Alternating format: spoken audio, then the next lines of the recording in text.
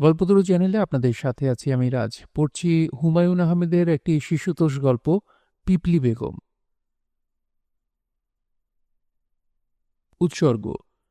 যেসব বাবা মা তাদের ছেলে মেয়েদের বই থেকে গল্প পড়ে শোনাতে ভালোবাসেন, পিপলি বেগম তাদের জন্যে। তারা তিন বোন, তিলু, বিলু, নীলু। সবচেয়ে বড় হলো তিলু। সে ভিকারুন্নেসা স্কুলে ক্লাস 7-এ পড়ে। খুব শান্ত মেয়ে। তারপর বিলু। সেও ভিকারুন্নেসা স্কুলে পড়ে, ক্লাস 3। সে মোটেও শান্ত না, দারুণ হইচই করে। কদিন আগে সিঁড়ি থেকে পড়ে হাত ভেঙেছে। ভাঙা হাত প্লাস্টার করে এখন তার গলায় ঝোলানো। বিলু খুব খুশি, হাতের প্লাস্টারে ছবি আঁকতে পারছে। সবচেয়ে ছোট নীলু। এবার তার স্কুলে ভর্তি হবার কথা ছিল। অনেক কটা স্কুলে টেস্ট দিয়েও এলাও হয়নি। নীলু খুব কেঁদেছিল। নীলুর বাবা মতিন সাহেব বলেছেন, মা, পচা স্কুলগুলিতে তোমাকে পড়তে হবে না, আমিই তোমাকে পড়াবো। নীলু অবাক হয়ে বলেছে, তুমি কি করে পড়াবে? তুমি তো মাস্টার না, তুমি তো ডাক্তার। ডাক্তাররাও পড়াতে পারে মা। না, পারে না। নীলুর কথাই ঠিক হয়েছে। মতিন সাহেব পড়াতে পারছেন না, সময় পাচ্ছেন না। তিনি সেই সকালে যান, ফিরতে রাত 11টা বাজে। তিলু বিলু ঘুমিয়ে পড়ে। ঘুম ঘুম চোখে জেগে থাকে নীলু। মতিন সাহেব তার ঘরে ঢুকতেই সে বলে, বাবা, আমাকে পড়াবে না? অবশ্যই পড়াবো মা। বই নিয়ে আসবো? আজ তো অনেক রাত হয়ে গেছে, কাল থেকে আমরা শুরু করব। আচ্ছা। কালও শুরু করা যায় না, আরও দেরি হয়। তিলু বিলুর মা সাহান একদিন বললেন, তুমি কয়েকদিন হাসপাতাল থেকে ছুটি নিয়ে বাসায় থাকো তো, বাচ্চারা তোমার চেহারা ভুলে যাচ্ছে। একদিন দেখা যাবে রাস্তার কাউকে দেখে চেঁচিয়ে উঠবে, বাবা, বাবা। মতিন সাহেব সত্যি সত্যি ছুটি নিয়েছেন, 2 দিনের ছুটি। বাচ্চাদের সঙ্গে তিনি গত 2 দিন ধরে আছেন।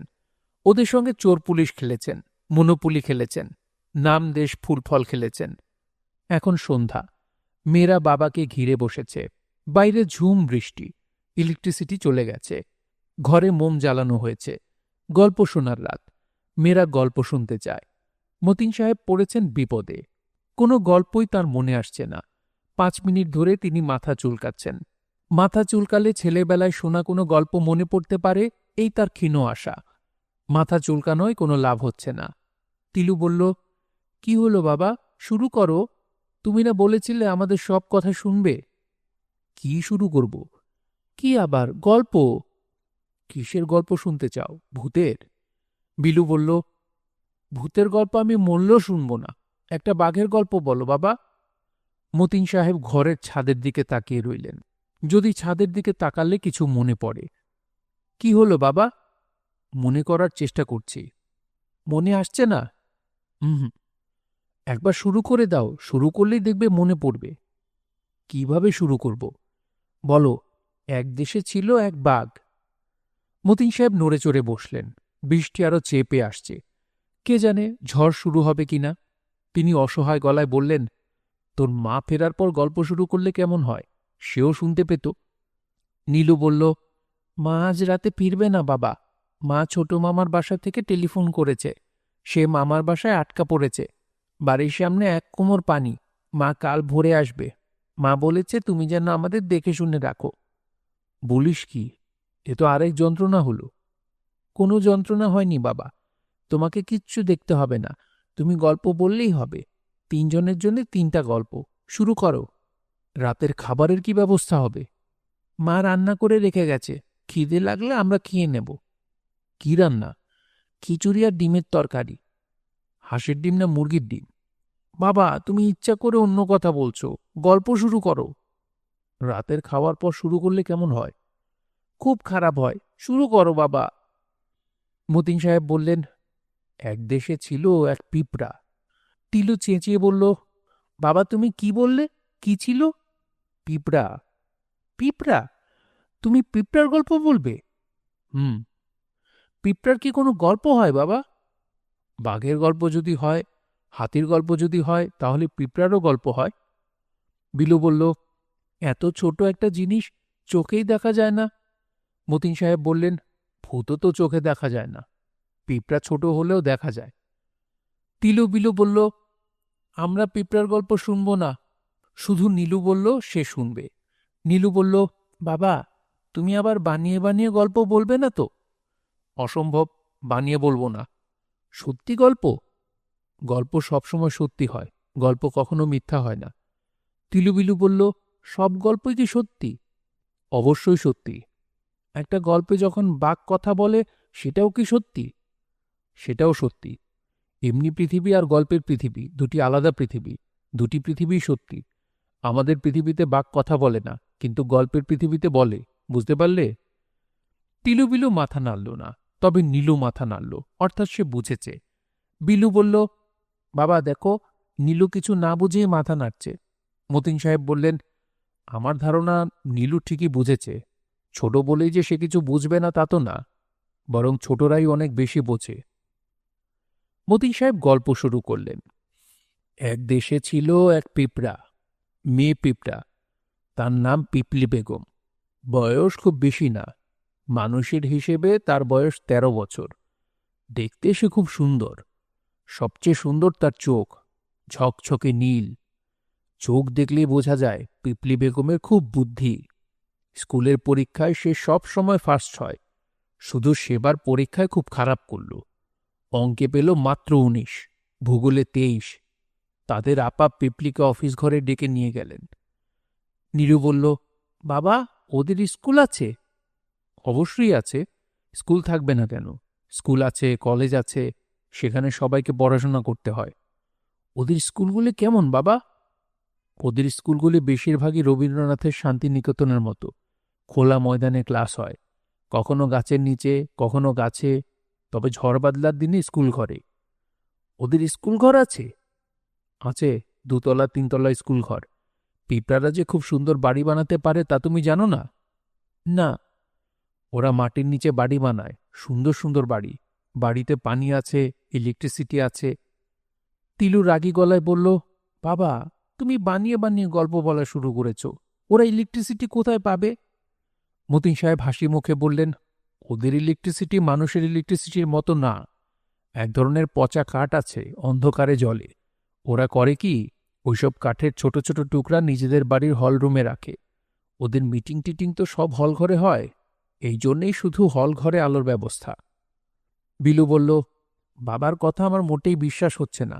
মনে হচ্ছে বাবা বানিয়ে বানিয়ে বলছে। তিলু বলল, আমার কেন জানি বিশ্বাস হচ্ছে।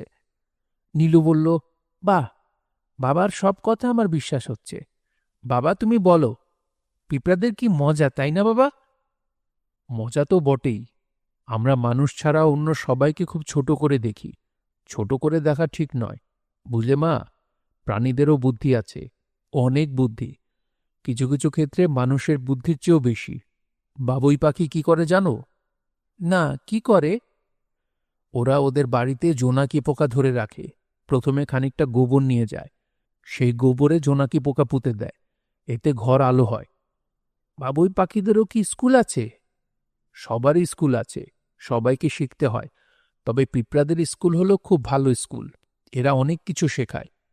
বিলু বলল, কি কি শেখায়? অঙ্ক তো শিখতেই হয়, হিসেব নিকেশ না শিখলে চলবে কেন? তারপর শিখতে হয় মাটিবিদ্যা। ওরা মাটিতে থাকে, মাটি দিয়ে ঘর বানায়। মাটিবিদ্যা না শিখলে চলবে কেন? ওদের ভূগোল খুব বেশি বেশি পড়তে হয়। কোন জায়গাটা কিরকম তা না জানলে ওদের চলে না। আবহাওয়া জানতে হয়, কখন বৃষ্টি হবে, কখন ঝড় হবে। তিলু বলল, বাবা, ওদের কি সায়েন্স আর্টস আছে? আছে, তবে আর্টস পড়ে খুব কম পিঁপড়া। যারা অসম্ভব জ্ঞানী তারাই শুধু আর্টস পড়ে। ওদের কাজ হচ্ছে চিন্তা করা। কি চিন্তা করে? নানান বিষয় নিয়ে চিন্তা করে। পিঁপড়া কেন পৃথিবীতে তৈরি করা হলো, এদের কি প্রয়োজন ছিল, এই সব। নীলু বলল, পিঁপড়া হওয়া তো বাবা খুব মজা। মজা তো বটেই। তারপর শোনো কি হলো। স্কুলের বড় আপা পিপলি বেগমকে ডেকে নিয়ে গেলেন। বড় আপা বললেন, পিপলি, তোমার রেজাল্ট এত খারাপ হলো কেন? অঙ্কে ১৯, ভূগোলে ২৩, ব্যাপারটা কি বলো তো? পিপলি বলল, পড়তে আমার ভালো লাগে না আপা। বড় আপা অবাক হয়ে বললেন, কি বললে? পড়তে ভালো লাগে না। বড় আপা অবাক হয়ে পিপলির দিকে তাকিয়ে রইলেন।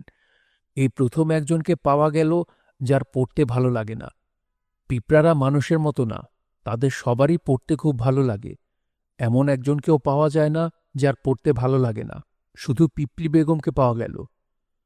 বিলু বাবার কানের কাছে মুখ এনে ফিসফিস করে বলল, বাবা, আমারও পড়তে ভালো লাগে না। মতিন সাহেব বললেন, তোমার কথা তো এখন হচ্ছে না, এখন পিপলি বেগমের কথা হচ্ছে। তোমার কথা পরে শুনব। যা বলছিলাম, পিপলির পড়তে ভালো লাগে না শুনে বড় আপা বললেন, এত অদ্ভুত কথা তো আমি জন্মেও শুনিনি। তোমার কি সত্যি সত্যি পড়তে ভালো লাগে না, নাকি আমার সঙ্গে ঠাট্টা করছ? আমার সত্যি সত্যি পড়তে ভালো লাগে না।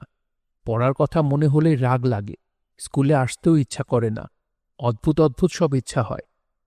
অদ্ভুত ইচ্ছা হয়? কিরকম অদ্ভুত ইচ্ছা? বাড়ি ছেড়ে চলে যেতে ইচ্ছা করে, অনেক অনেক দূরে চলে যেতে ইচ্ছা করে, পৃথিবীটা ঘুরে দেখতে ইচ্ছা করে।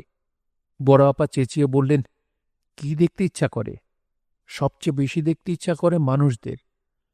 মানুষদের দেখতে ইচ্ছা করে? তুমি তো ভয়ঙ্কর কথা বললে। মানুষরা ভয়াবহ জীব, এদের কাছ থেকে দূরে থাকতে হয়, অনেক দূরে। মানুষ কি করে জানো? পিঁপড়া দেখলে পায়ে পিষে মেরে ফেলে। বিশেষ করে মানুষদের ছোট ছোট বাচ্চারা পিঁপড়া মারতে খুব ভালোবাসে। তবুও আমার মানুষ দেখতে ইচ্ছা করে, ওদের কত বুদ্ধি। মানুষদের বুদ্ধি আছে? এই অদ্ভুত কথা তোমাকে কে বলল পিপলি? এই পৃথিবীতে সবচেয়ে বোকা হলো মানুষরা। আমরা যেমন খাবার ভাগাভাগি করে খাই, ওরা তা করে না। কোনো কোনো মানুষের বাড়িতে প্রচুর খাবার, আবার কারো কারো বাড়িতে কোনো খাবার নেই। কারো কারো থাকার জন্য বাড়ি আছে, কারো কারো নেই। তারা থাকে পথে, গাছের নিচে। পিঁপড়াদের বেলায় এই জিনিস কখনো হবে না, কখনো না। তবু আমার মানুষ দেখতে ইচ্ছা করে, ওদের সঙ্গে কথা বলতে ইচ্ছা করে। ওদের সঙ্গে কথা বলতে ইচ্ছা করে? হুম, ওদেরকে বলতে ইচ্ছা করে, এই যে মানুষ, তোমাদের এত বুদ্ধি, কিন্তু তোমরা এমন কেন? কি সর্বনাশের কথা, কি সর্বনাশের কথা! তোমার শরীর ভালো আছে তো পিপলি বেগম? অনেক সময় শরীর খারাপ হলে উদ্ভট চিন্তাভাবনা মাথায় আসে। তোমার কি রাতে ভালো ঘুম হয়? মাঝে মাঝে ঘুম হয় না, মন খারাপ লাগে। যা ভেবেছি তাই। তোমার শরীর খারাপ। শরীর খারাপ হলেই মন খারাপ হয়, কারণ মন বলে আলাদা কিছু নেই। আমার ধারণা তোমার শরীর খুবই খারাপ। আমার শরীর ভালোই আছে আপা। তুমি বললে তো হবে না, ডাক্তার এসে দেখে বলুক। আমার ধারণা তোমার জটিল কোনো রোগ হয়েছে, খুব জটিল। এসো মা, তুমি এই টেবিলে শুয়ে থাকো, আমি স্কুলের ডাক্তারকে খবর দিচ্ছি, ডাক্তার সাহেব এসে দেখুক। বিলু বলল, বাবা, পিঁপড়াদের ডাক্তার আছে? মতিন সাহেব বললেন, পিঁপড়াদের তুমি এত তুচ্ছ ভাবছ কেন মা? ওদের ডাক্তার আছে, ওদের হাসপাতাল পর্যন্ত আছে। ওদের যে বসতবাড়ি, সেই বসতবাড়ির একটা তলা হলো ওদের হাসপাতাল। হাসপাতালে রুগ্ন অসুস্থ পিঁপড়ারা থাকে। অসুখ বিসুখ ওদের বেশি হয় না, কিন্তু অ্যাক্সিডেন্ট খুব বেশি। বেশিরভাগ রোগী আসে হাত ভাঙা, পা ভাঙা, অর্থাৎ পঙ্গু হাসপাতাল। তারপর কি হলো শোনো। পিপলি বেগমের বড় আপা খুব ব্যস্ত হয়ে ডাক্তার ডেকে পাঠালেন। পিপলিকে শুইয়ে রাখলেন টেবিলের উপর। বড় আপার চিন্তা সীমা রইল না। স্কুলের দুজন ডাক্তার এসে নানাভাবে দেখলেন। জিভ দেখলেন, কান দেখলেন, গলা দেখলেন, ব্লাড প্রেশার মাপলেন। একটা ছোট্ট কাঠের হাতুড়ি দিয়ে টুক করে পিপলির হাঁটুতে বাড়ি দিয়ে রিফ্লেক্স অ্যাকশন দেখলেন। বড় আপা ভীত গলায় বললেন, কি দেখলেন ডাক্তার সাহেব? আমার খুব চিন্তা লাগছে। এতদিন ধরে স্কুলে পড়াচ্ছি, এমন তো কখনো শুনিনি। পিপলির শরীর কি খুব বেশি খারাপ? ডাক্তার সাহেব গম্ভীর মুখে বললেন, শরীরে তেমন কিছু পাচ্ছি না। বুকে কফ জমে আছে, ঠান্ডা লেগেছে বোধহয়। অবশ্যই ব্লাড প্রেশার নর্মালের চেয়ে সামান্য নিচে। ভালোমতো খাওয়া দাওয়া করতে হবে। ওকে বাড়িতে পাঠিয়ে দিন। দিন কয়েক বিছানায় শুয়ে বিশ্রাম নিক, বেড রেস্টে থাকুক। নীলু বলল, বাবা, পিঁপড়ারা কি ইংরেজিও জানে? দু একটা শব্দ জানে। ওরা কোন ভাষায় কথা বলে বাবা? বাংলা ভাষা? না, ওদের ভাষা হচ্ছে পিপ ভাষা। তোমরা কথা কিন্তু বেশি বলছো মা। এত কথা বললে গল্প বলবো কখন? আর কথা বলবো না বাবা, তুমি গল্প শুরু করো। বড় আপা ঠিক করলেন পিপলিকে ছুটি দিয়ে বাড়ি পাঠিয়ে দেবেন। 7 দিনের ছুটি। পড়াশোনার ক্ষতি হবে, কি আর করা। বাড়তি ক্লাস নিয়ে ক্ষতি পুষিয়ে দিতে হবে। তাছাড়া রানীমাকে খবরটা দিতে হবে। এত বড় ঘটনা রানীমাকে না জানালে হবে না। নীলু বলল, ওদের রাজা রানী আছে? রাজা নেই, রানী আছে। রানীর ভয়ঙ্কর ক্ষমতা। পিঁপড়াদের কারোর অতি সামান্য কিছু হলেও রানীকে জানাতে হয়। কি কথা ছিল মা? বেশি প্রশ্ন করবে না। তুমি একের পর এক প্রশ্ন করেই যাচ্ছ। যাই হোক, তারপর কি হলো শুনো। বড় আপা বললেন, পিপলি, তোমার ব্যাপারটা তো রানীমাকে জানাতে হয়। আমি নিজেই গিয়ে জানাবো। উনি কি করবেন তা তো জানি না, হয়তো তোমাকে ডেকে পাঠাবেন। তোমার কি কখনো রানীমার সঙ্গে দেখা হয়েছে? না। তাহলে রানীমার সঙ্গে কথা বলার নিয়মকানুন খুব ভালো করে শিখে রাখো। কথা বলবে খুব আদবের সঙ্গে, খুব জোরেও বলবে না, আবার ফিসফিস করেও বলবে না। মনে থাকবে? থাকবে। রানীমার বাড়ির চারপাশে লাল দাগ দেয়া, বৃত্তের মতো। কখনো ভুলেও সেই লাল দাগের ভেতর যাবে না। লাল দাগের ভেতর যাওয়া মানেই মহা সর্বনাশ। কি সর্বনাশ? সারা জীবনের জন্যে নির্বাসন দণ্ড। পিপিলিকা সমাজে মৃত্যুদণ্ড নেই। মৃত্যুদণ্ড থাকলে মৃত্যুদণ্ডই হতো। খুব মনে রাখবে, লাল দাগ। পিপলি বলল, রানীমা দেখতে কেমন? জানি না কেমন, আমরা কেউ কখনো দেখিনি। কেউ দেখা করতে গেলে উনি প্রাসাদের জানলার সামনে এসে বসেন। সেই জানলায় পর্দা দেয়া, কেউ তাকে দেখতে পায় না। তাছাড়া জানলার দিকে তাকানো এক ধরনের অসভ্যতা। তাকালেও নির্বাসনদণ্ড হতে পারে, অনেকেরই হয়েছে। এত কঠিন নিয়মকানুন কেন? কি আশ্চর্য, রানীমার নিয়মকানুন কঠিন হবে না? উনি কি আর তোমার আমার মতো সাধারণ? ও আচ্ছা, বলতে ভুলে গেছি, রানীমা যদি কথায় কথায় কোনো হাসির কথা বলেন তাহলে হাসবে, কিন্তু খুব শব্দ করে হাসবে না। শব্দ করে হাসলে কি হয়? অসভ্যতা হয়। উনার সামনে অসভ্যতা করা যায় না। উনি কি হাসির কথা বলেন? বলবেন না কেন, বলেন। একবার কি হলো শোনো। আমি রানীমার সঙ্গে দেখা করতে গিয়েছি। উনি এমন এক হাসির গল্প বললেন যে আমার মরে যাবার মতো অবস্থা। এত হাসি আসছে, হাসতেও পারছি না। হাসলে যদি বেয়াদবি হয়। রানীমা আমার অবস্থা বুঝতে পেরে বললেন, আচ্ছা এখন যাও, অন্য একদিন এসো। আমি ছুটি পেয়ে দৌড়ে রাস্তায় এসে হো হো করে হাসলাম। পিপলি বলল, রানীমা কি আমাকেও হাসির গল্প বলবেন? তা তো জানি না পিপলি, তোমার সঙ্গে উনি কি গল্প করবেন তা উনিই জানেন। তবে একটা কথা মনে রেখো, রানীমা কোনো প্রশ্ন করলে সত্যি জবাব দিবে, ভুলেও মিথ্যা কথা বলবে না, কিংবা চুপ করে থাকবে না। জি আচ্ছা। আর রানীমার সঙ্গে কথা বলার আগে দুহাতে মাথা চেপে ধরে বলবে, হে পিঁপড়া সম্প্রদায়ের মহান রানী, আপনার মঙ্গল হোক, কল্যাণ হোক। মনে থাকবে? থাকবে। আচ্ছা, এখন বাসায় চলে যাও। বাসায় গিয়ে তৈরি হয়ে থেকো। কে জানে, তিনি হয়তো আজই তোমাকে ডাকবেন। তোমার ভয় করছে না তো আবার? একটু একটু করছে। তা ভয় তো করবেই। আমার এত বয়স হলো, এখনো রানীমার কাছে যাওয়ার কথা উঠলে শরীর কাঁপতে থাকে। এই দেখো, আমার সুর দুটা কাঁপছে। দেখতে পাচ্ছ? পাচ্ছি। রানীমার সামনে সুর কাঁপানো আবার এক ধরনের অসভ্যতা। তবে তিনি কিছু মনে করেন না, এটাই ভরসা। বড় আপা রানীমার বাড়ির দিকে রওনা হলেন। পিপলি রওনা হলো তার বাড়ির দিকে। পিপলিরা এক রুমের একটা ফ্ল্যাটে থাকে। সে, তার মা আর তার দাদিমা। দাদিমার অনেক বয়স হয়েছে। তিনি এখন চোখেও দেখেন না, কানেও খুব কম শুনেন। তবে কথা বলতে পারেন। দিনরাত বকবক করেন। কেউ তার কথা শুনছে কি শুনছে না তা নিয়ে তার মাথা ব্যথা নেই। কথা বলেই যাচ্ছেন, বলেই যাচ্ছেন। পিপলি রাতে দাদিমার সঙ্গে শোয়। মাঝে মাঝে দাদিমা তাকে ঘুম থেকে ডেকে তুলে বলেন, একটা মজার ইতিহাস মনে হয়েছে রে পিপলি, শোন। আমার শুনতে ইচ্ছা করছে না দাদিমা। কি বললি? আমার শুনতে ইচ্ছা করছে না। কি বলছিস একটু চেঁচিয়ে বল না। চেঁচিয়ে তো বলছি, তুমি কানে শুনতে না পেলে কি করব? আমার ঘুম পাচ্ছে, গল্প শুনতে ইচ্ছা করছে না। বড়ই মজার ইতিহাস। একটু শুন লক্ষ্মী মেয়ে, তোর মতো বয়সে আমি একবার হারিয়ে গিয়েছিলাম, বুঝলি? কি হলো শোন। কদিন খুব বৃষ্টি হলো। বৃষ্টিতে আমাদের ঘরবাড়ি সব পানিতে ডুবে গেল। রানীমা বললেন, এই বাড়িঘর ছেড়ে নতুন জায়গায় যেতে হবে, নতুন আবাস বানাতে হবে। বলে রানীমা খুব কাঁদতে লাগলেন। কোন রানীমা? আমাদের এখনকার রানীমা? হুম, ওনার আগের জন। রানী হুকুম দিলেন। আমরা সব খাবার দাবার নিয়ে তৈরি হলাম। রানীমার কাছে বিদায় নিতে গেলাম। রানীমা চিৎকার করে কাঁদতে লাগলেন। আহারে, কি কান্না! সেই কান্নার শব্দে পাষাণ গলে যায়।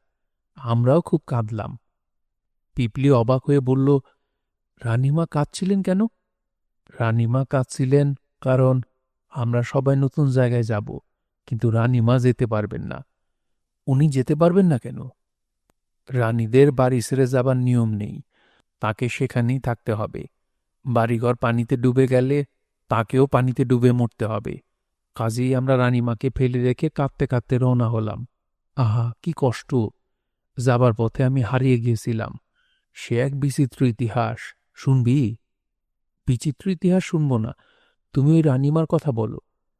আহারে, বড় ভালো রানী ছিল। আমরা ওনার কাছ থেকে বিদায় নিয়ে চলে আসবার সময় তিনি আমাদের সবাইকে জড়িয়ে ধরে চুমু খেলেন। তোমাকেও চুমু দিলেন? হ্যাঁ, দিলেন। ভালো কথা। আরেকটা মজার গল্প মনে হয়েছে। শুধু যে মজার তাই না, বিচিত্র ইতিহাস। বলি? না, ঘুম পাচ্ছে। ছড়া শুনবি? না। বৃষ্টির ছড়া একটা শোন, মজা লাগবে। আমার এখন বৃষ্টির ছড়া শুনতে ইচ্ছা করছে না দাদিমা, ঘুমোতে ইচ্ছা করছে। ছড়া শুনতে শুনতে ঘুমিয়ে পড়তে অনেক বেশি মজা। বৃষ্টি যখন আসি আসি করে তখন এই ছড়া সুর করে পড়তে হয়। এই ছড়া পড়লে বৃষ্টি আসে না। যা বৃষ্টি যা, যেখান থেকে এসেছিলি সেইখানেতে যা। সেইখানে তোর মা আছে, মায়ের কাছে আদর আছে। যা বৃষ্টি যা, মায়ের কোলে বসে মায়ের আদর খা। দাদিমাকে নিয়ে পিপলির খুব সমস্যা হয়েছে। সারা রাত জেগে পিপলিকে কবিতা শোনাবে, গল্প শোনাবে, ছড়া শোনাবে। সবচেয়ে সমস্যা হয় যখন গান শুরু করেন। দাদিমার গলা খারাপ, গানের সুরেরও কোনো আগামাথা নেই। এক গানের সুর অন্য গানে, এক গানের কথা অন্য গানে। এমন বিরক্তিকর ব্যাপার। রাত জেগে জেগে হাত পা নেড়ে গান। দাদিমার ঘুম হয় না। সে পিপলিকেও ঘুমোতে দেয় না। তারা যদি একটা দুরুমের ফ্ল্যাট পেত খুব ভালো হতো। দাদিমাকে একটা রুম দিয়ে দেয়া যেত। দুরুমের একটা ফ্ল্যাট তাদের পাওয়ার কথা, কিন্তু তারা পাচ্ছে না, কারণ বাড়ি বানানোর মাটি পাওয়া যাচ্ছে না। বাড়ির মাটি আনতে হচ্ছে অনেক দূর থেকে। সেখানে যাওয়া যেমন কষ্ট, পথও তেমনই বিপজ্জনক। কাছেই অবশ্যই ভালো মাটি পাওয়া গিয়েছিল, কিন্তু রানীমা সেই মাটি পছন্দ করলেন না। রানীমা বললেন, আমি জানি এই মাটি ভালো, এই মাটির ঘর মজবুত হবে, তাও জানি, কিন্তু এই মাটির গন্ধ আমার পছন্দ হচ্ছে না। তোমাদের মাটি আনতে হবে দূর থেকে। জানি তোমাদের কষ্ট হবে, মাটি আনতে গিয়ে অনেকেই মারা পড়বে, তবে সেই মৃত্যু হবে সুখের মৃত্যু, কারণ যারা মারা যাবে তারা মারা যাবে অন্যের সুখের জন্য। এই মৃত্যু বড়ই আনন্দের মৃত্যু। তোমাদের কাজ করতে হবে দিনরাত, বিপদকে তুচ্ছ করতে হবে। পিঁপড়ারা তাই করে যাচ্ছে। তাদের সব কাজ ভাগ ভাগ করা। যারা মাটি আনে তাদের কাজই হলো মাটি আনা, তারা অন্য কাজ করবে না। তারা হলো মাটি বাহক। সারা বৎসর তারা শুধু মাটিই আনে। অবশ্যই খুব জরুরি পরিস্থিতিতে তারা পিঁপড়ার ডিম নিয়ে এক জায়গা থেকে অন্য এক জায়গায় যায়। বিলু বলল, বাবা, আমি পিঁপড়াকে মুখে ডিম নিয়ে এক জায়গা থেকে অন্য এক জায়গায় যেতে দেখেছি। তিলু বলল, আমিও দেখেছি। শুধু নীলু দেখেনি। এই জন্যে নীলুর একটু মন খারাপ হলো। মতিন সাহেব বললেন, আমাকে গল্প শেষ করতে দাও। কি বলছিলাম যেন? নীলু বলল, তুমি বলছিলে একদল পিঁপড়া আছে, এদের কাজ হলো মাটি আনা, তাদের নাম মাটি বাহক। মতিন সাহেব বললেন, সেই মাটি চালুনি দিয়ে চেলে তাতে পানি মিশিয়ে গাছের আঠা মিশিয়ে মাটি তৈরির কাজ করবে অন্যরা, তাদের নাম মাটি মিশ্রক। সেই তৈরি মাটি দিয়ে বাড়ি বানানোর কাজ আবার অন্যদের হাতে, তাদের বলে নির্মাতা পিপীলিকা। আরেক দল আছে যাদের কাজ খাদ্য অনুসন্ধান করা। এরা জায়গায় জায়গায় যাবে, খাদ্য খুঁজে বের করবে, খবর দেবে রানীমাকে। খাদ্যের নমুনাও খানিকটা ভেঙে নিয়ে আসবে। রানীমার সেই খাদ্য চেখে দেখবেন। যদি দেখেন ভালো, তখন অন্য আরেক দলকে হুকুম দেবেন খাদ্য নিয়ে আসতে। রানীমাকে পাহারা দেওয়া এবং পিঁপড়াদের নিরাপত্তার জন্য আছে বিশাল সৈন্যবাহিনী। তাদের দাঁতে আছে বিষ। এরা হিংস্র প্রকৃতির। যুদ্ধ করা ছাড়া তারা অন্য কোনো কাজ জানে না। খাদ্য নিয়ে আসার সময় দলে দলে সৈন্য পাঠানো হয়। সৈন্যরা সারি বেঁধে যায়, রাস্তা ঠিক করে দেয়। অন্য কোনো পোকামাকড় যাতে এই খাদ্য নিয়ে যেতে না পারে সেই দিকে তারা লক্ষ্য রাখবে। মাঝে মাঝে বড় ধরনের যুদ্ধও তাদের করতে হয়। এই যুদ্ধ হয় অন্য গোত্রের পিঁপড়াদের সঙ্গে। কিছুদিন আগেই এইরকম একটা যুদ্ধে পিপলিদের দলে শত শত সৈন্য মারা পড়ল। এমন রক্তক্ষয়ী যুদ্ধ অনেকদিন হয়নি। ঘটনা কি হয়েছিল বলি। পিপলিদের দল একটা বড় শুটকি মাছ পেয়েছিল। শুটকি মাছ হল পিঁপড়াদের জন্য খুবই আদর্শ খাবার, পুষ্টিকর, উপাদেয়। অনেকদিন ঘরে রাখা যায়, নষ্ট হয় না। পিপলিদের সৈন্যবাহিনী পাহারা দিয়ে সেই খাবার নিয়ে যাচ্ছিল। কোনো রকম সমস্যা হচ্ছিল না। হঠাৎ কালো পিঁপড়া গোত্রের একটা পিঁপড়াকে দেখা গেল এগিয়ে আসছে। সে ইশারায় বলল, কথা আছে। তার মুখ গম্ভীর। পিপলিদের দলের একজন কর্নেল এগিয়ে গেল। কি কথা? কালো পিঁপড়া গম্ভীর গলায় বলল, আপনার পরিচয় দিন। আগে পরিচয়, তারপর কথা। আমি রানীমার সৈন্যবাহিনীর একজন কর্নেল। আপনার কি পরিচয়? আমি কালো গোত্রের একজন অনুসন্ধানী পিঁপড়া। এই যে খাবার তোমরা নিয়ে যাচ্ছ, এই খাবার আমি প্রথম খুঁজে বের করি। তোমরা এটা নিয়ে যেতে পারো না। তোমার কথা সত্য না। তুমি যদি খাবার খুঁজে পেতে তাহলে খাবারের উপর তোমাদের পতাকা পুঁতে দিতে। সেই পতাকা দেখে আমরা বুঝতাম তোমরা খুঁজে পেয়েছ। খাবারের উপর তোমাদের পতাকা ছিল না। আমাদের পতাকা পোতার নিয়ম নেই। নিয়ম সবার জন্যেই। সমস্ত পিঁপড়া সম্প্রদায় এই নিয়ম মেনে চলে। আমরা আগে মানতাম, এখন মানি না। তুমি মিথ্যা কথা বলছো। কালো পিঁপড়া হুঙ্কার দিয়ে বলল, আমাকে মিথ্যাবাদী বলছো? তোমার সাহস তো কম না। মিথ্যাবাদীকে মিথ্যাবাদী বলতে সাহস লাগে না। কি বললে? আমি মিথ্যাবাদী? হ্যাঁ। তুমি কি যুদ্ধ করতে চাও? আমি চাই না। আমাদের রানীমা অকারণে যুদ্ধ চান না। আমরা আমাদের খাবার নিয়ে শান্তিপূর্ণভাবে আমাদের রাজ্যে ফিরে যেতে চাই। শান্তিপূর্ণভাবে বাড়ি ফিরে যেতে চাও, খুব ভালো কথা। শান্তি সবাই চায়, আমরাও চাই। তবে সেই শান্তি পেতে হলে খাবার রেখে যেতে হবে। তা সম্ভব না। তাহলে যুদ্ধ হবে। কালো পিঁপড়া কথা শেষ করে একটু দূরে সরে গিয়ে ইশারা দিল। আর তখনই শত শত কালো পিঁপড়া বের হয়ে এলো। তারা এতক্ষণ আড়ালে ঘাপটি মেরে বসেছিল। কালো পিঁপড়ারা যুদ্ধের জন্য প্রস্তুত হয়ে এসেছে। মুহূর্তের মধ্যে যুদ্ধ বেঁধে গেল। ভয়ঙ্কর যুদ্ধ। কালো পিঁপড়ারা খুবই ভালো যোদ্ধা। এদের গায়ের জোর প্রচণ্ড। তাছাড়া তাদের সাঁড়াশির মতো একটা অস্ত্র আছে। লাল পিঁপড়াদের তা নেই। তবে লাল পিঁপড়ারা অনেক সঙ্গবদ্ধ। এদের বুদ্ধিও বেশি। তারপরও লাল পিঁপড়ারা যুদ্ধে হেরে গেল। এদের শত শত সৈন্য মারা গেল। যারা বেঁচে গেল, কালো পিঁপড়ারা তাদের বন্দি করে নিয়ে গেল। বন্দি লাল পিঁপড়াদের এখন কাজ হচ্ছে কালো পিঁপড়াদের কাজকর্ম করে দেয়া, ওদের বাড়িঘর বানানো। পিপলি বেগমের বাবা ওই কালো পিঁপড়াদের হাতেই বন্দি। তিনি কেমন আছেন, কোথায় আছেন, পিপলি বেগম কিছুই জানে না। মাঝে মাঝে বাবার জন্য সে কাঁদে। সবাই যখন খেলতে যায়, সে যায় না, চুপ করে বসে থাকে। আজও বাড়ি ফিরে পিপলি বেগম চুপচাপ বসে রইল। পিপলির মা বললেন, তোর কি হয়েছে রে? পিপলি বলল, কিছু হয়নি। কিছু হয়নি তো মুখ অন্ধকার করে বসে আছিস কেন? স্কুলে আপার বকা খেয়েছিস? না। তাহলে এরকম চুপচাপ বসে না থেকে রেশন কার্ড নিয়ে যা, খাবার নিয়ে আয়। আমাদের খাবার যা আছে তাতে চলে যাবে মা, আর লাগবে না। চিনি নেই তো। কয়েক দানা চিনি থাকা ভালো। বর্ষাকাল এসে যাচ্ছে। মাঝে মাঝে একটু একটু চিনি খেতে ভালো লাগে। বেশি চিনি খাওয়া ভালো না মা, ডায়াবেটিস হবে। কে বলেছে তোকে? স্কুলের আপা বলেছেন। তোর দাদিমার চিনি খুব পছন্দ। এই বয়সে তার অন্য খাবার মুখে রুচে না। যা না রেশন কার্ডটা নিয়ে। লক্ষ্মী মা আমার, ময়না মা আমার। যাচ্ছি যাচ্ছি। যাচ্ছিস যখন, তখন তুই কি একটা কথা জিজ্ঞেস করতে পারবি? কি কথা? এবছর আমাদের নতুন ফ্ল্যাট দেবে কিনা? মনে থাকলে জিজ্ঞেস করব। তোর দাদিমার কথা বলিস। বেচারির এখন একার একটা ঘর দরকার। আচ্ছা বলবো। তোর মুখটা এমন কালো লাগছে, কিছু হয়নি তো মা? না। পিপলি রেশন কার্ড নিয়ে গেল। পিঁপড়া সমাজের নিয়ম হলো সব খাদ্য স্টোররুমে জমা হবে। তারপর হিসেব হবে কি পরিমাণ খাদ্য আছে। হিসেব মতো সব খাবার সমানভাবে ভাগ করা হবে। কেউ বেশি পাবে না, কেউ কমও পাবে না। মাঝে মাঝে কিছু খাবার পাওয়া যায় পরিমাণে খুবই অল্প, যেমন এক টুকরো চকলেট। খুব দামি খাবার পরিমাণ অল্প হলে রানীমাকেই উপহার দেবার নিয়ম। তবে এদের রানীমা কোনো খাবার উপহার হিসেবে নেন না। যত ভালো খাবারই হোক প্রজাদের দিয়ে দেন। এই জাতীয় খাবারের বেলায় নিয়ম অন্য। কাউকে বাড়িতে নিতে দেওয়া হবে না, এখানে এসে খেতে হবে। খাবার সময় বলতে হবে রানীমার মঙ্গল হোক। স্টোর ইনচার্জ পিপিলিকাকে দেখে বললেন, কি খবর মা? মুখ মলিন কেন? শরীর ভালো? জি চাচা, শরীর ভালো। খাবার নিয়েছিস? হুম। পিপলির ভাগে পড়ল 4 দানা চিনি, এক টুকরো নোনতা বিস্কিট, সাদা সাদা এক ধরনের গুঁড়া। স্টোর ইনচার্জকে পিপলি বলল, চাচা ওটা কি? খেতে ভয়ঙ্কর তিতা। স্টোর ইনচার্জ রাগী গলায় বললেন, তুই কি এটা খেয়ে দেখেছিস? হুম। তোকে নিয়ে তো বড্ড যন্ত্রণা হলো। কতবার বলেছি জিজ্ঞেস না করে কিছু মুখে দিবি না। জিনিসটা কি চাচা? বিষ নাকি? না, বিষ না, এক ধরনের সাবান, গুঁড়া সাবান। গায়ে মেখে গোসল করার জন্য আনা। তোর বুদ্ধিশুদ্ধি এখনো হলো না। কিছু দেখলেই ফট করে মুখে দিয়ে দেয়া। যা, জিনিসপত্র নিয়ে বিদেয় হয়ে যা। একা সব নিতে পারবি না লোক দেব? না, লোক লাগবে না, আমি নিজেই নিতে পারবো।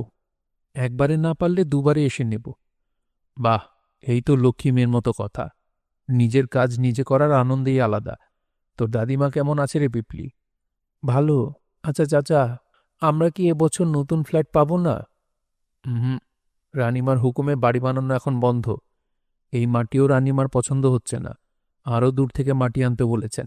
তবে বাড়ি তৈরি হলে প্রথম ফ্ল্যাটটা তোদের দেওয়া হবে। তোর দাদিমাকে এই নিয়ে কিচ্ছু ভাবতে নিষেধ করবি। আচ্ছা, যাই চাচা। কাল মনে করে আসিস। ভালো খাবার পাওয়া গেছে, শুটকি মাছ। অনেক দূর থেকে আসছে, কিছুক্ষণের মধ্যে চলে আসার কথা। কাল ভোরেই সব ভাগাভাগি করে দেব। পিপলি বলল, শুটকি মাছ নিয়ে আগের বারের মতো কালো পিঁপড়াদের সঙ্গে যুদ্ধ হবে না তো? না, বারবার কি যুদ্ধ হয়? কিছুই হবে না দেখিস। আমাদের সৈন্য যায়নি চাচা? গিয়েছে। আগের বারের চেয়ে অনেক বেশি গিয়েছে?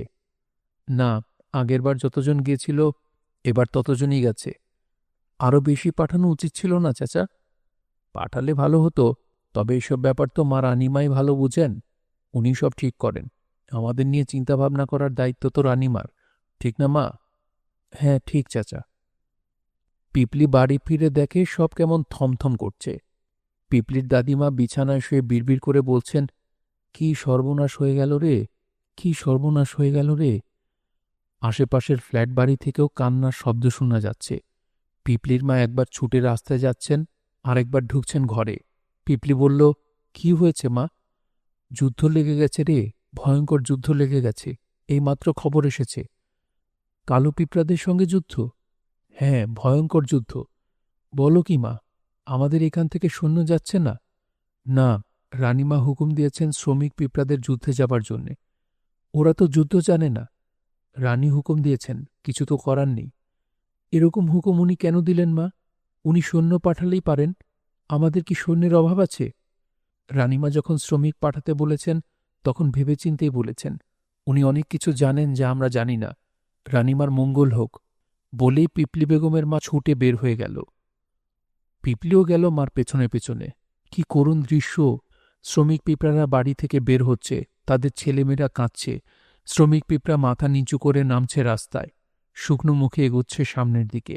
প্রধান রাস্তার শুরুতে উঁচু মঞ্চের উপর দাঁড়িয়ে শহরের মেয়র রানীমার হুকুম পড়ে শোনাচ্ছেন। শ্রমিক পিপীলিকার জন্যে রানীমার জরুরি বার্তা। কালো পিঁপড়াদের সঙ্গে আমরা যুদ্ধে জড়িয়ে পড়েছি। নির্দেশ দিচ্ছি সকল শ্রমিক পিপীলিকাদের, তারা যেন এই যুদ্ধে অংশগ্রহণ করে। অপ্রাপ্তবয়স্ক, রুগ্ন ও অসুস্থ পিপীলিকারাই শুধু এই নির্দেশের বাইরে থাকবে। শ্রমিক পিপীলিকাদের জন্য রানীমার জরুরি বার্তা। কালো পিঁপড়াদের সঙ্গে আমরা যুদ্ধে জড়িয়ে পড়েছি। অনেকক্ষণ দাঁড়িয়ে দাঁড়িয়ে পিপলির নির্দেশ শুনল। তার এত মন খারাপ লাগছে। শ্রমিক পিঁপড়ারা যুদ্ধের কিছুই জানে না। এরা যাবে আর মারা পড়বে। রানীমা কেন এদের পাঠাচ্ছেন? পিপলি এগিয়ে গেল মেয়রের দিকে, চিকন গলায় ডাকল, মেয়র চাচা, মেয়র চাচা।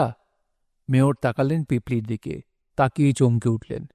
আরে পিপলি, তুমি আমার আশেপাশে থাকো, তোমার সঙ্গে জরুরি কথা আছে। তোমার মার সঙ্গে দেখা হলো কিছুক্ষণ আগে, তাকে বলেছি। তোমাকে বলা হয়নি, তোমার মা তোমাকে খুঁজছেন। কি ব্যাপার চাচা? বলছি, একটু সামাল দিয়ে নি। একসঙ্গে সব ঝামেলা মাথায় এসে পড়ে। শ্রমিক পিঁপড়াদের বার্তা আগে শেষ করি।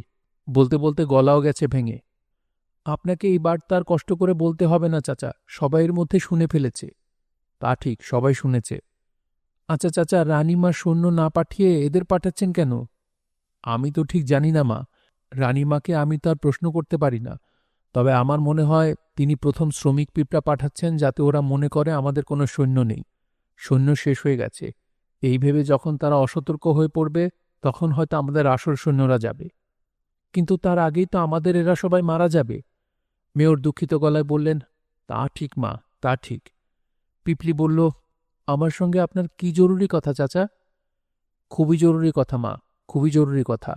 রানীমা তোমাকে ডেকে পাঠিয়েছেন, আমার কাছে পাশ পাঠিয়ে দিয়েছেন। পাশ নিয়ে বাসায় চলে যাও। পিপলি হকচকিয়ে গেল। নরম গলায় বলল, কখন যেতে হবে চাচা? সব পাশের ওপর লেখা আছে, আগামীকাল। মা এখন আমার সামনে থেকে যাও, বড়ই ব্যস্ত। শ্রমিক পিপীলিকার জন্য রানীমার জরুরি বার্তা। পিপলি বাড়ি ফিরে দেখে তার মা খুবই উত্তেজিত। তিনি ছোটাছুটি করছেন। উত্তেজনার জন্য ঠিকমতো কথাও বলতে পারছেন না, কথা জড়িয়ে যাচ্ছে। ও পিপলি, তোকে রানীমা ডেকে পাঠালেন কেন? জানি না মা। কি আশ্চর্য কথা! এই দেখ, আমার হাত পা কাঁপছে। রানীমা ডেকে পাঠিয়েছেন, সহজ কথা তো না। তোর ভয় লাগছে না পিপলি? একটু লাগছে। লাগারই কথা, তবে ভয়ের কিছু নেই। রানীমা খুব দয়ালু। রানীমার সঙ্গে দেখা হলে কি বলতে হবে জানিস তো? প্রথমেই বলতে হবে, হে পিঁপড়া সম্প্রদায়ের মহান রানী, আপনার মঙ্গল হোক, কল্যাণ হোক। আর কথা বলার সময় রানীমার চোখে চোখে কখনো তাকাবি না। কথা বলার সময় রানীমার চোখের দিকে তাকানো খুব অসভ্যতা। রানীমার সঙ্গে খুব জোরেও কথা বলা যাবে না, আবার ফিসফিস করেও কথা বলা যাবে না। দুটোই অসভ্যতা। আমি জানি মা, আজ রাতে তোকে উপোস থাকতে হবে। কেন? রানীমার কাছে ভরা পেটে যেতে নেই। রানীমার কাছে ভরা পেটে যাওয়াও অসভ্যতা। রাতে উত্তেজনায় পিপলি বেগমের মা এবং দাদিমা কেউই ঘুমোতে পারল না। তিনজন একসঙ্গে বসে গল্প করেই রাত কাটিয়ে দিল। এত বড় একটা যুদ্ধ হচ্ছে তা যেন কারোর মনেও নেই। পিপলির দাদিমা বললেন, আমার কাছ থেকে একটা সরা ভালোমতো শিখে যা পিপলি। সরা শিখে গেলে রানীমাকে শোনাতে পারবি। রানীমা খুশি হবেন। রাগও হতে পারেন, তোমার ছড়াগুলি যা পচা পচা। এই সরাটা সুন্দর, আর তুই যদি গানের মতো করে বলিস তাহলে শুনতে ভালো লাগবে। ইচ্ছা করলে নেচে নেচেও শোনাতে পারিস। তবে নেচে নেচে শোনানো অসভ্যতা কিনা তাও জানি না। ছড়াটা বলো। রানীমা রানীমা, গালে তার লালিমা।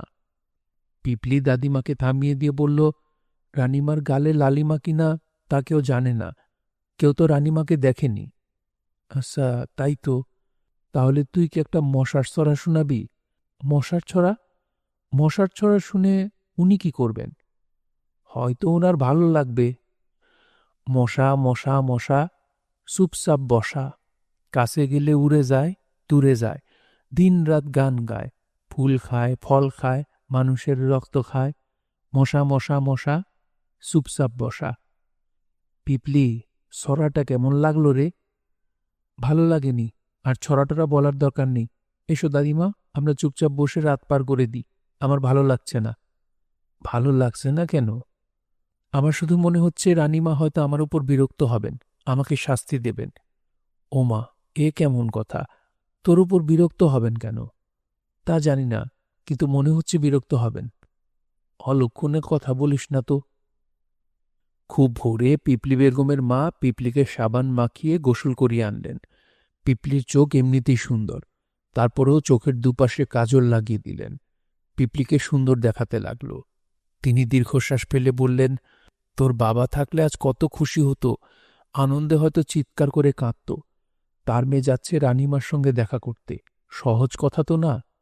কত বড় কথা, কত আনন্দের কথা। আহা, মানুষটা আজ কোথায় জানি আছে। দাদিমা বললেন, ভয় লাগছে নাকি রে পিপলি? পিপলি বলল, না, তার কিন্তু ভয় লাগছে, বেশ ভয় লাগছে। সূর্য অনেকখানি উঠেছে। পিপলি বেগম রওনা হয়েছে রানীমার কাছে। পিপলির মা ঘরে বসে কাঁদছেন। রানীমার বাড়ি পিঁপড়াদের মূল বসতবাড়িগুলি থেকে দূরে। শুধু দূরে নয়, অনেকখানি দূরে। পিঁপড়াদের বসতবাড়ি মাটির নিচে। খুব নিচে নয়, অল্প নিচে। সূর্যের আলো যেন সেখানে যেতে না পারে তার ব্যবস্থা আছে। রানীমার বাড়ি তার চেয়ে অনেক নিচে। সুড়ঙ্গ পথে যেতে হয়। সুড়ঙ্গে কিছুক্ষণ পর পর পাহারা। বাজকাই গলায় পাহারাদার চেঁচিয়ে ওঠে, কে? কে যায়? পিপলি বেগম ভয়ে ভয়ে বলে, আমি পিপলি বেগম। যাওয়া হচ্ছে কোথায়? রানীমার বাড়ি, উনি ডেকে পাঠিয়েছেন। পাশ আছে? আছে। আছে বলে হাবার মতো দাঁড়িয়ে থেকো না, দেখাও। পিপলি পাশ দেখায়। আরও খানিক্ষণ যায়। আবার একজন চেঁচিয়ে ওঠে, কে? কে যায়? এমন করে যেতে যেতে সে একটা সমতল ভূমিতে এসে পৌঁছল। জায়গাটা তত অন্ধকার না, আবছা করে হলেও সব দেখা যাচ্ছে। উঁচু দেয়াল ঘেরা জায়গা। এই দেয়ালের নাম প্রথম দেয়াল। এরপর আরও দুটা দেয়াল পেরোবার পর রানীমার বাড়ি। প্রথম দেয়ালে একটি মাত্র গেট। বন্ধ গেটের বাইরে বেশ কজন উঁচু পদস্থ কর্মচারী। এরা সবাই গম্ভীর। এদের মেজাজও মনে হয় ভালো না। একটু দূরে রক্ষী বাহিনীর একজন বড় অফিসারকে ঘিরে কয়েকজন অফিসার। প্রথম গেটটা খুব গুরুত্বপূর্ণ। এই গেটে পাশ পরীক্ষা করা হয়। সেই পরীক্ষা খুব জটিল পরীক্ষা। পরীক্ষার পর এই পাশ রেখে নতুন পাশ দেওয়া হয়। পিপলি বেগমের পাশ দু তিনজন মিলে পরীক্ষা করল। পাশ ঠিকই আছে। রক্ষী বাহিনীর অফিসার বললেন, পিপলি বেগম, তোমার সঙ্গে কি কিছু আছে? কোনো বিপজ্জনক অস্ত্র বা এই জাতীয় কিছু? জি না, এই দেখুন আমার হাত খালি। তোমার চোখ এমন দেখাচ্ছে কেন? চোখে কি দিয়েছ? আমার মা দিয়ে দিয়েছেন, কাজল। এই তো সমস্যা হলো। চোখে কাজল পরে রানীমার কাছে যাওয়া যায় কিনা তাও তো জানি না। নিয়মকানুনের বইটা দেখো তো। নিয়মকানুনের বই অনেকক্ষণ ধরে ঘাঁটা হলো, কিছুই পাওয়া গেল না। অফিসার বললেন, এ তো দেখি ভালো যন্ত্রণা হলো। পিপলি বেগম বলল, আমি না হয় কাজল মুছে ফেলি। না, তার প্রয়োজন দেখছি না। কষ্ট করে তোমার মা চোখে কাজল দিয়ে দিয়েছে, দেখাচ্ছেও সুন্দর। আচ্ছা চলো, তোমাকে দ্বিতীয় দেয়ালে নিয়ে যাই। ওরা বোধহয় জানে। দ্বিতীয় দেয়ালে একটা মাত্র গেট। সেই গেট পাহারা দিচ্ছে সৈন্যবাহিনী। শুধু গেট না, সমস্ত দেয়াল জুড়েই সৈন্যবাহিনীর সারি। দেখলে ভয়ে গা কাঁপে। কি তাদের চেহারা, কি তাদের স্বাস্থ্য! দ্বিতীয় দেয়ালের গেটে পিপলিকে অনেকক্ষণ বসে থাকতে হলো। তারাও চোখের কাজল সম্পর্কে কিছু পেল না। সেনাবাহিনীর অফিসার বললেন, সবচেয়ে ভালো হয় কাজল তুলে ফেললে। পিপলি তাতে রাজি। বসে থাকতে তার আর ভালো লাগছে না। তাছাড়া তার অসম্ভব খিদে পেয়েছে, খুব পিপাসাও পেয়েছে। সে চোখের কাজল মুছে ফেলল। সেনাবাহিনীর অফিসার নিজেই তাকে সঙ্গে নিয়ে তৃতীয় দেয়ালের গেটে পৌঁছে দিলেন। তৃতীয় এবং শেষ দেয়াল পাহারা দিচ্ছে রানীমার নিজস্ব সৈন্যবাহিনী। এই বাহিনীর সব সৈন্যই মেয়ে। পিপলির মনে হলো এরা পুরুষ সৈন্যদের চেয়েও ভয়ঙ্কর, কারণ এদের প্রত্যেকের দুটি করে সাঁড়াশি আছে। ধারালো সাঁড়াশি ঝকঝক করছে।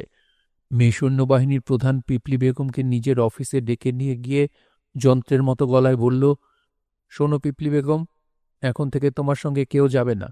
তুমি একা হেঁটে হেঁটে রানীমার প্রাসাদের দিকে যাবে। দূর থেকেই প্রাসাদ দেখা যায়। তোমার চিনতে কোনো অসুবিধা হবার কথা না। প্রাসাদের সামনে দাঁড়ালেই তুমি রানীমাকে দেখতে পাবে। রানীমা দিনের প্রথম অংশে বারান্দার সিংহাসনে বসে থাকেন। প্রাসাদের চারদিকে লাল দাগ দেয়া আছে। লাল দাগের ভেতরে যাবে না। ভেতরে যাবার নিয়ম নেই। লাল দাগের ভেতরে পা দেওয়ার অপরাধের একটাই শাস্তি, নির্বাসন। মনে থাকবে? হুম। হুঁ আবার কি? আদব কায়দা মনে হচ্ছে কিছুই শেখনি। বলো, জি মহামান্য। মনে থাকবে। জি মহামান্য, মনে থাকবে।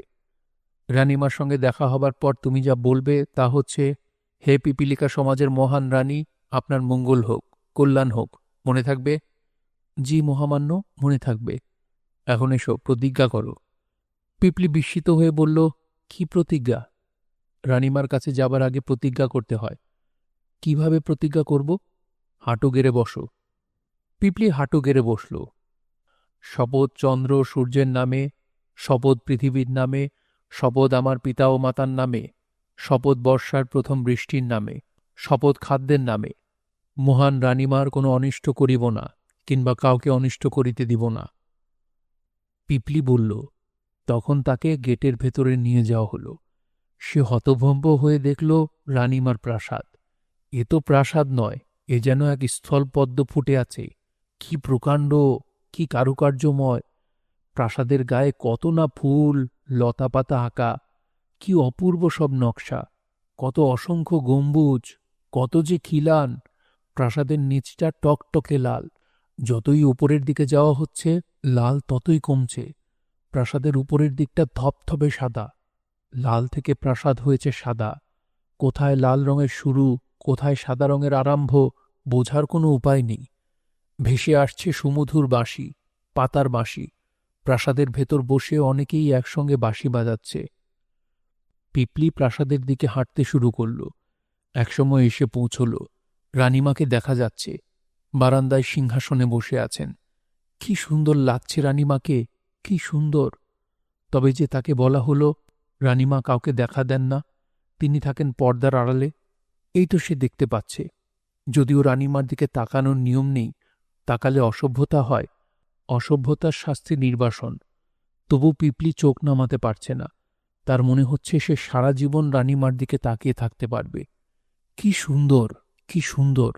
আর তার সিংহাসনটাই কত সুন্দর।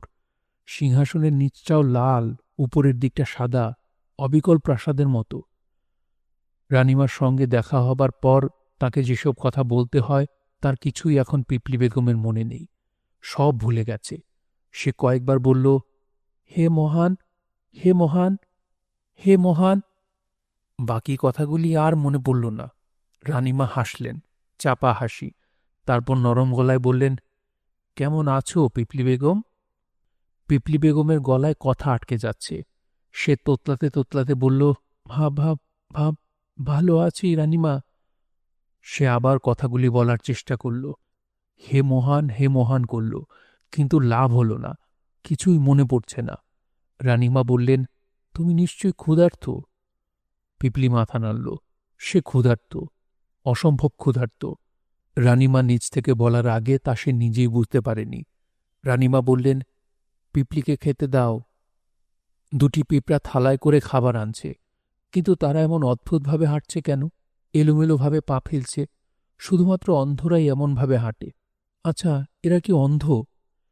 দুটি পিঁপড়া যন্ত্রের মতো একসঙ্গে বলল, তোমার জন্যে খাবার এনেছি, খেয়ে নাও।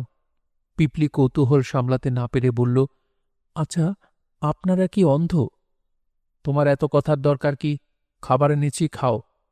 আপনাদের ধন্যবাদ। আমাদের ধন্যবাদ দেওয়ার দরকার নেই। রানীমাকে ধন্যবাদ দাও। রানীমাকে ধন্যবাদ। থালা ভর্তি তরল সোনার মতো খাবার, ঝিকমিক করছে, খিতার গন্ধ, চারদিক মোহিত হয়ে যাচ্ছে। পিপলি একটু মুখে দিল। এত মিষ্টি, এত স্বাদ! ইস, সে যদি তার মাকে আর দাদিমাকে একটু খাওয়াতে পারত। খানিকটা খাবার কি সে তাদের জন্য নিয়ে যাবে? নিয়ে গেলে কি অসভ্যতা হবে? রানীমা রাগ করবেন? যারা খাবার এনেছে তাদের একজন ফিসফিস করে বলল, গপ গপ করে খেও না। রানীমার সামনে গপ গপ করে খাওয়া অসভ্যতা। পিপলি বলল, এই খাবারটার নাম কি? নাম দিয়ে তুমি কি করবে? এই খাবার কি আর খেতে পারবে? আর পারবে না। এ হচ্ছে রানীমার খাবার, নিশি ফুলের মধু। নাম শুনেছ কখনো? না। দেখো, তোমার কত ভাগ্য, যে খাবারের নামও কখনো শুনুনি সেই খাবার খেতে পাচ্ছ। চেটে পুটে খাও, ফেলে রেখো না। পিপলি চেটে পুটে খেল। তার ইচ্ছা করছে যে থালায় করে খাবার এনেছে সেই থালাটাও খেয়ে ফেলতে। এতই মজার খাবার। রানীমা বললেন, পিপলি বেগম। জি রানীমা। আমি শুনেছি তোমার পড়াশোনা করতে ভালো লাগে না। এটা কি সত্যি পিপলি? সত্যি নয় রানীমা। তাহলে তুমি মিথ্যা কথা বলেছ তোমার বড় আপার কাছে? জি রানীমা। তুমি অপরাধ করেছ পিপলি বেগম, শাস্তির বাবার মতো অপরাধ। জি রানীমা। কিন্তু তুমি অঙ্কে ১৯ পেয়েছ, ভূগোলে মাত্র ২৩। তুমি কি অঙ্ক এবং ভূগোল ঠিকমতো পড়নি? ঠিকমতোই পড়েছি। তাহলে পরীক্ষা খারাপ হলো কেন? ইচ্ছা করে পরীক্ষা খারাপ দিয়েছি, জানা অঙ্ক ভুল করেছি। কেন? কারণ আমি জানি পরীক্ষা খারাপ করলে আপনি ডেকে পাঠাবেন। এর আগে একজন পরীক্ষা খারাপ করেছিল, আপনি ডেকে পাঠিয়েছিলেন। আমি আপনার সঙ্গে কথা বলতে চাচ্ছিলাম। কি কথা বলতে চাও? আমি কি আপনার দিকে তাকিয়ে কথা বলতে পারি রানীমা? পারো। পিপলি রানীমার দিকে তাকাল। রানীমাও এক দৃষ্টিতে তার দিকে তাকিয়ে আছেন, কিন্তু তাকে দেখে মনে হচ্ছে না তিনি খুব রাগ করছেন, বরং মনে হচ্ছে তিনি মজা পাচ্ছেন। পিপলি বেগম। জি রানীমা। বলো, কি বলতে চাও? পিপলি কি বলবে গুছিয়ে নিল। যদিও রানীমাকে এখন আর ভয় ভয় করছে না, তবু তার কাছে সবকিছু কেমন যেন এলোমেলো লাগছে। মাথা ঝিমঝিম করছে, শরীর হালকা লাগছে, একটু যেন ফুর্তি ফুর্তি ভাবও হচ্ছে। এরকম হচ্ছে কেন? খাবারটার জন্য হচ্ছে? রানীমা বললেন, চুপ করে আছো কেন? শুরু করো, আমি তোমার কথা শোনার জন্য অপেক্ষা করছি। রানীমা, আপনার সঙ্গে দেখা হলে যে কথাটা বলতে হয় সেই কথাটা আমি ভুলে গিয়েছিলাম, এখন মনে পড়েছে। হে পিপীলিকা সম্প্রদায়ের মহান রানী, আপনার মঙ্গল হোক, কল্যাণ হোক। রানীমা বললেন, তোমারও মঙ্গল হোক, কল্যাণ হোক। রানীমা, এখন আমি বলি কি জন্যে এসেছি। বলো।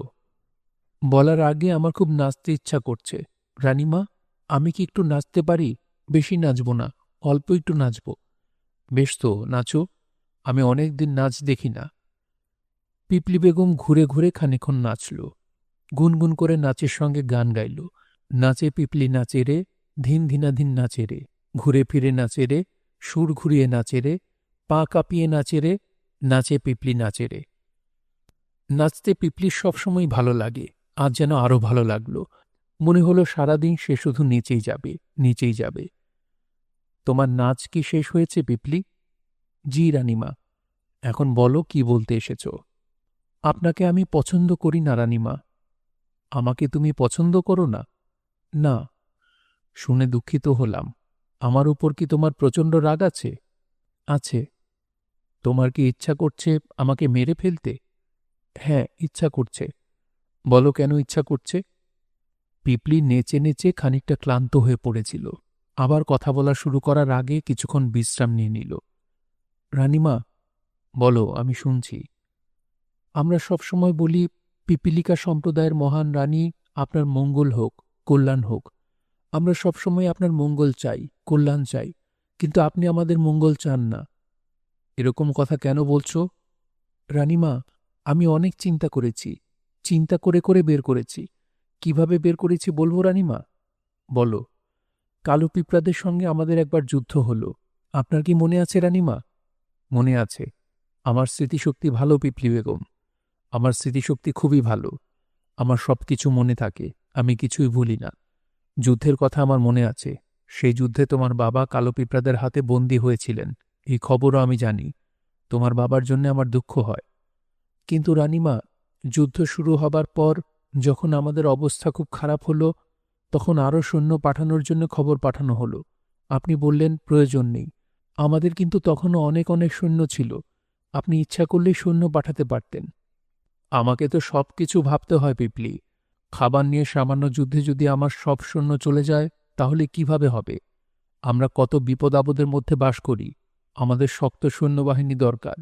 তুমি তো জানো না পিপলি, পিঁপড়াদের সবাই সৈন্য হয় না। যাদের জন্ম হয় মাথায় কাঁটা নিয়ে, তারাই হয় সৈন্য। 10,000 ডিম ফুটে বাচ্চা বের হলে দেখা যায় এদের মধ্যে সৈন্য মাত্র 20-25টা। হ্যাঁ, তাও ঠিক রানীমা।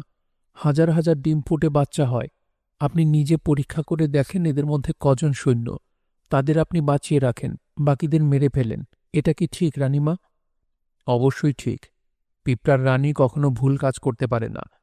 ভুল কাজ করার তাদের নিয়ম নেই। সব পিঁপড়াদের বাঁচিয়ে রাখলে অবস্থা কি হতো ভেবে দেখো। পিঁপড়ার সংখ্যা যেত বেড়ে। এদের কোত্থেকে খাবার দিতাম? এদের বাড়ির ব্যবস্থাই বা কিভাবে করতাম? কাজেই পিঁপড়ার সংখ্যা বাড়ানো যাবে না।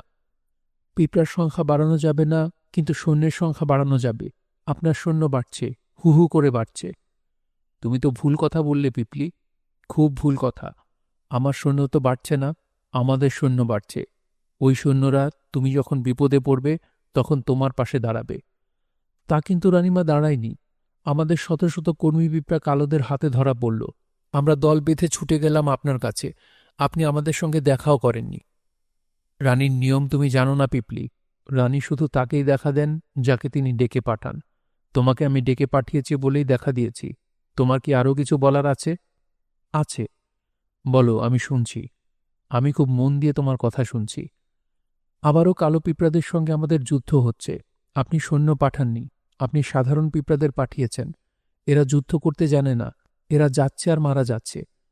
মৃত্যু খুব স্বাভাবিক ব্যাপার পিপলি। সবাইকে মরতে হয়। মৃত্যু নিয়ে দুঃখ করতে নেই। আপনার সৈন্যরা যুদ্ধ করবে না?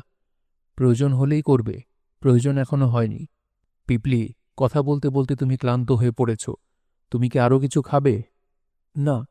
আমি কি বলি জানো? আমি বলি, কিছু খেয়ে নাও। রানীমার ইঙ্গিতে দুটি পিঁপড়া থালায় করে আরও খাবার নিয়ে এলো। নিশা ফুলের মধু। পিপলি খুব আরাম করে খেল। এত ভালো লাগলো তার। এবারও ইচ্ছা করল থালা শুদ্ধ খেয়ে ফেলতে। শুধু তাই না, তার নাচতেও ইচ্ছা করল। এই খাবারের মধ্যে কি কিছু আছে যা খেলে এরকম হয়? খুব আনন্দ হয়, ভয় কেটে যায়। মনের মধ্যে যেসব লুকানো কথা আছে সেসব বলে ফেলতে ইচ্ছা করে। রানীমা, বলো পিপলি বেগম। আমার গান গাইতে ইচ্ছা করছে, নাচতে ইচ্ছা করছে। বেশ তো, গান গাও। গান শুনতে আমার খুব ভালো লাগে। পিপলি বেগম গান ধরল। ভালো লাগছে, ভালো লাগছে, আমার বড় ভালো লাগছে। মজা লাগছে, মজা লাগছে, আমার বড় মজা লাগছে। আনন্দ হচ্ছে, আনন্দ হচ্ছে, আমার বড় আনন্দ হচ্ছে। রানীমা, বলো পিপলি। আমাদের বাড়ির খুব অভাব। মাটির অভাবে বাড়ি তৈরি হচ্ছে না। মাটি আনতে হয় অনেক দূর থেকে। পথে পথে বিপদ। শত শত পিঁপড়া মাটি আনতে গিয়ে মারা পড়ে রানীমা। যে কোনো কাজেই বিপদ আছে পিপলি। খুব কাছেই এক জায়গায় মাটি পাওয়া গিয়েছিল রানীমা। অনুসন্ধানী পিঁপড়া খুব ভালো মাটির খোঁজ এনেছিল। বাড়ি তৈরির এত ভালো মাটি নাকি হয় না। আপনি সে মাটি পছন্দ করেননি। আপনি চেয়েছেন দূরের জায়গা থেকে মাটি আনতে। হ্যাঁ, তা চেয়েছি। দূরের মাটির খুব সুন্দর গন্ধ। আমি সুঘ্রাণ পছন্দ করি। আমার কিন্তু অন্য কথা মনে হয়। আমার কি মনে হয় জানেন রানীমা? আমার মনে হয় আপনি সবাইকে দূরের পথে পাঠান যাতে তারা মারা পড়ে, কারণ আপনি পিঁপড়ার সংখ্যা কমাতে চান। তোমার বুদ্ধি ভালো পিপলি। আসলেই আমি পিঁপড়ার সংখ্যা কমাতে চাই। আমরা সংখ্যায় কম থাকলে আমাদের খাদ্যের অভাব হবে না। রানীকে অনেক কিছু ভাবতে হয় পিপলি, অনেক কিছু। আপনি অনেক কিছু ভাবেন না, আপনি শুধু নিজের কথাই ভাবেন। তোমার কথা কি শেষ হয়েছে? হয়েছে। তুমি যখন নাচানাচি করছিলে তখন তোমার পা লাল দাগের ভেতরে পড়েছিল। লাল দাগে পা পড়া কি, তা তো তুমি জানো পিপলি, জানো না? জানি। যদি জানো তাহলে বলো তো কি শাস্তি? নির্বাসন। নির্বাসন। নির্বাসনের শাস্তি আগে ছিল, এখন তা বদলেছি। এখন থেকে শাস্তি হচ্ছে মৃত্যু, আগুনে পুড়িয়ে মৃত্যু। রানীমা, আমার পা কিন্তু লাল দাগে পড়েনি। আমি খুব সাবধান ছিলাম। রানীর সঙ্গে তর্ক করার শাস্তিও কিন্তু মৃত্যুদণ্ড, আগুনে পুড়িয়ে মৃত্যু। এই শাস্তি কবে থেকে চালু হলো রানীমা? এখন থেকে, আজ থেকে। তবে তোমার বয়স অল্প, এবং আমি দয়া দেখাতে ভালোবাসি বলেই তোমাকে নির্বাসন দেব। আগুনে পুড়িয়ে মারব না। তোমার নির্বাসন হবে অন্ধকূপে। সেখানে আলো নেই, বাতাস নেই এবং খাদ্য নেই। তোমার মৃত্যু হবে, তবে কিছুদিন বেঁচে থাকবে। কিছুদিন বেঁচে থাকাও তো ভাগ্যের ব্যাপার, তাই না পিপলি বেগম? জি রানীমা, ভাগ্যের ব্যাপার। আপনার অসীম দয়া। রানীমার নির্দেশে মেয়ে সৈন্যরা এসে পিপলিকে ধরে নিয়ে গেল। পিপলি অবাক হয়ে দেখল মেয়ে সৈন্যরাও সবাই অন্ধ। তারা তাকে ধরে নিয়ে যাচ্ছে কূপের দিকে। পিপলি বেগম বলল, অন্ধকূপে ফেলার আগে আমি আমার মা আর দাদিমার সঙ্গে একটু কথা বলতে পারি? ওরা কর্কশ গলায় বলল, না। পিপলি বলল, আমি কোনো কথা বলবো না, শুধু একবার তাদের দেখব। না। অনেক দূর থেকে দেখব, শুধু একবার। না। তারা পিপলিকে অন্ধকূপে ফেলে দিল। গহীন সেই কূপ। পিপলি পড়ছে তো পড়ছেই। মনে হচ্ছে এই কূপ কখনো শেষ হবে না। ঘড়ঘড় শব্দে কূপের মুখ পাথর চাপা দেয়া হল। চারদিক অন্ধকার হয়ে গেল। সেই অন্ধকার ভয়াবহ অন্ধকার। পিপলি ডাকল, মা, মা গো। কেউ তার ডাক শুনতে পেল না। সে চিৎকার করে কাঁদতে লাগল। দেয়ালে ঘা খেয়ে তার কান্নার শব্দ তার কাছে ফিরে আসছে। মনে হচ্ছে অসংখ্য পিপলি বেগম একসঙ্গে কাঁদছে। গল্প এই পর্যন্ত বলে মতিন সাহেব হাই তুলে বললেন, এবার খাওয়া দাওয়া সেরে ঘুমোতে গেলে কেমন হয়? রাত কম হয়নি। তিন মেয়েই একসঙ্গে চেঁচিয়ে উঠল, না না না। নীলু বলল, পিপলি বেগমকে জেলখানায় রেখে গল্প শেষ করা যাবে না। কিছুতেই না, কিছুতেই না, কিছুতেই না। আমাকে কি করতে হবে তা আমি জানি না। বিলু বলল, বাবা, রানীমাকে আমার এত ভালো মনে হয়েছিল, সে এখন এত খারাপ হলো কিভাবে? তা তো আমি বলতে পারবো না মা। তিলু বলল, ওই দেশে রাজা নেই বাবা? না, পোকামাকড়দের দেশে রাজা নেই বললেই হয়। মৌমাছিদের বেলাতেই দেখ, ওদের আছে রানী মৌমাছি। রাজা মৌমাছি বলে কিছু নেই। মৌমাছিদের রানী মহা সুখে থাকে। অন্য মৌমাছিদের কষ্ট করে নিয়ে আসা মধু চুকচুক করে খায়। অন্যরা খেটে মরে তার জন্যে। নীলু বলল, অন্যরা খাটাখাটনি না করলেই হয়। অন্যরা কেন বলে না, তুমি পচা রানী, আমরা তোমার কাজ করব না, করব না, করব না? মতিন সাহেব বললেন, এরকম কিছু বললে তো হবে না। কীটপতঙ্গের জগতে এই ধরনের কথা বলা যায় না। ওদের জগতের আইন কানুন খুবই কড়া। ওদের জগতের রাজা রানীদের আইন বড় কঠিন আইন। নীলু কাঁদো কাঁদো গলায় বলল, আমাদের পিপলি বেগম যে অন্ধকূপে চলে গেল, এখন কি হবে বাবা? দেখা যাক কি হয়। ওকে ছাড়া পাবে? বুঝতে পারছি না। গল্প শেষ হোক, শেষ হলে বোঝা যাবে। মতিন সাহেব আবার শুরু করলেন, চরম বিপদে পিঁপড়াদের কি করতে হয় তা স্কুলে শেখানো হয়। যেমন পানিতে পড়ে গেলে কি করতে হবে, আগুনের কাছাকাছি চলে গেলে কি করতে হবে, এইসব। কিন্তু অন্ধকূপে কাউকে আটকে ফেললে কি করতে হবে স্কুলে তা শেখানো হয়নি। কোনো বইয়েও কিছু লেখা নেই। পিপলি বেগম অনেক উঁচু থেকে নিচে পড়েছে, কিন্তু ব্যথা পায়নি। তার কারণ সে স্কুলে বইয়ে পড়েছে উঁচু থেকে হঠাৎ নিচে পড়ে গেলে কি করতে হয়।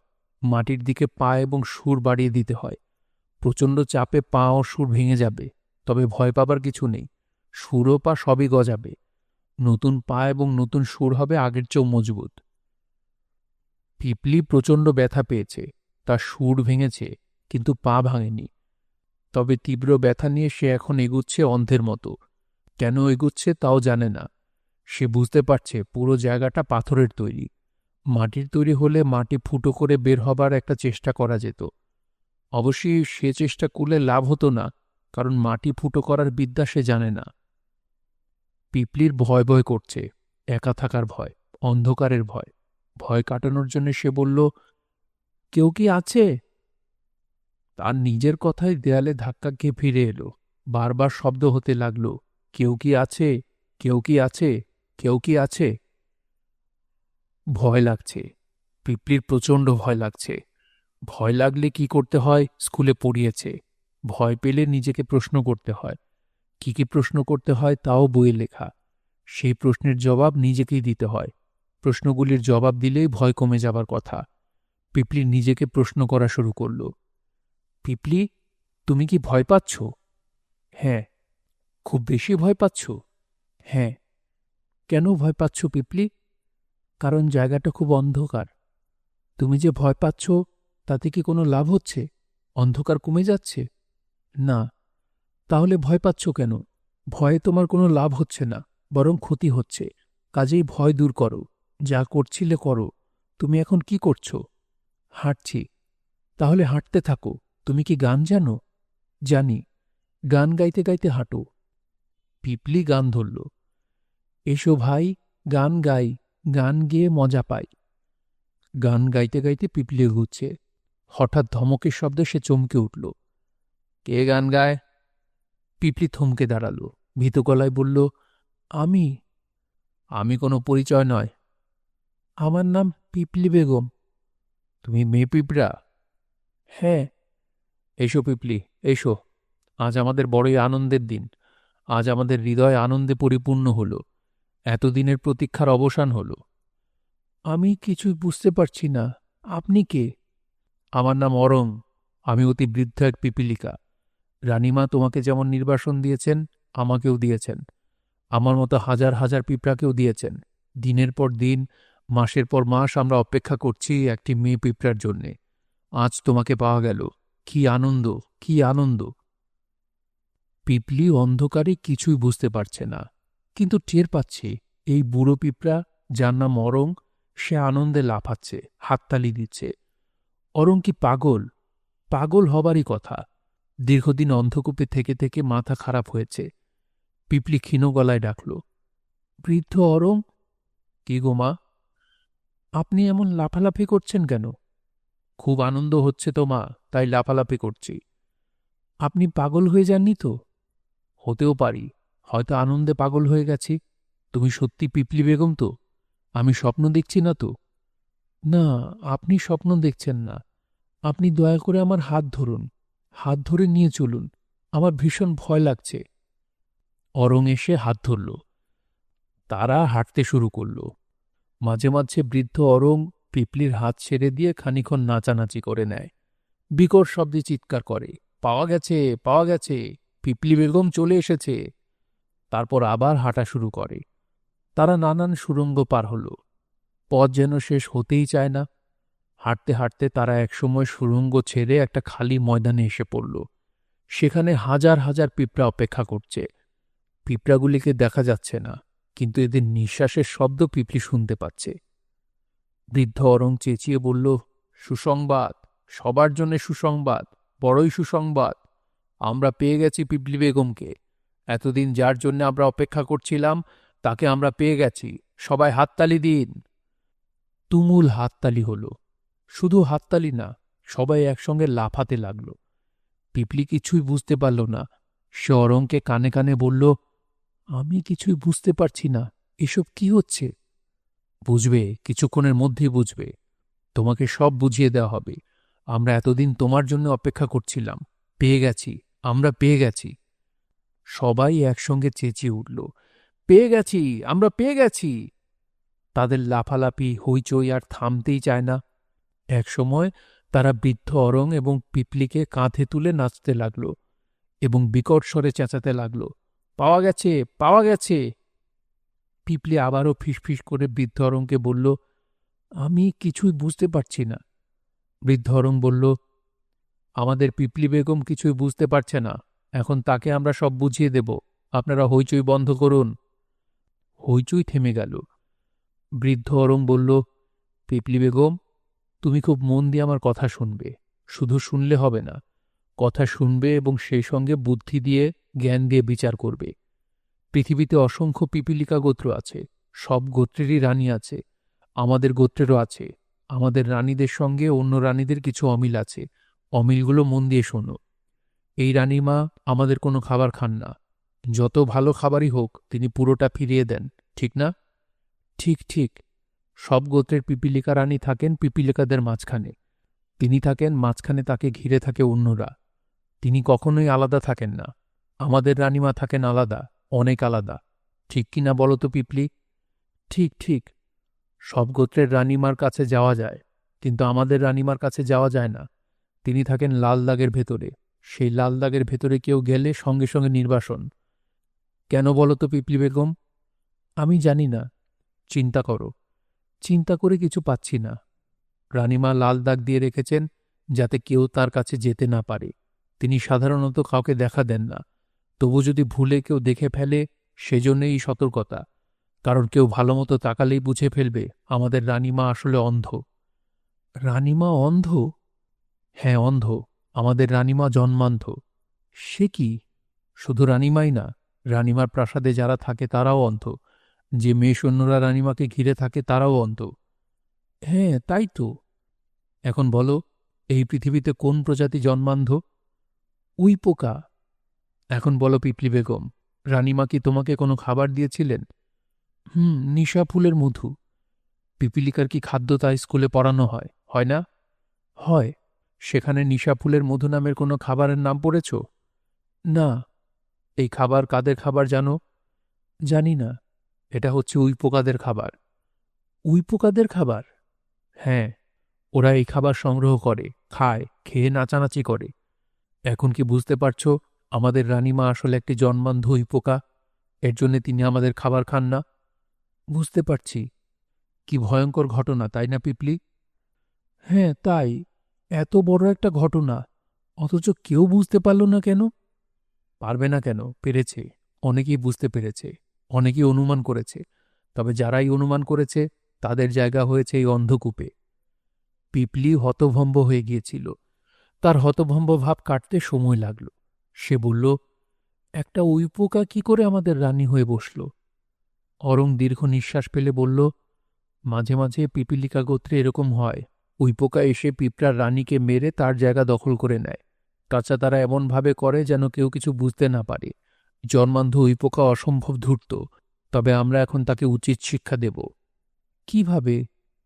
সেটা তুমি ঠিক করবে। তুমি যেভাবে শিক্ষা দিতে চাও সেইভাবেই শিক্ষা দেওয়া হবে, হুকুম দিতে হবে তোমাকে। পিপলি অবাক হয়ে বলল, আমাকে কেন? তুমি একটা বড় ব্যাপার এখনো ধরতে পারছ না।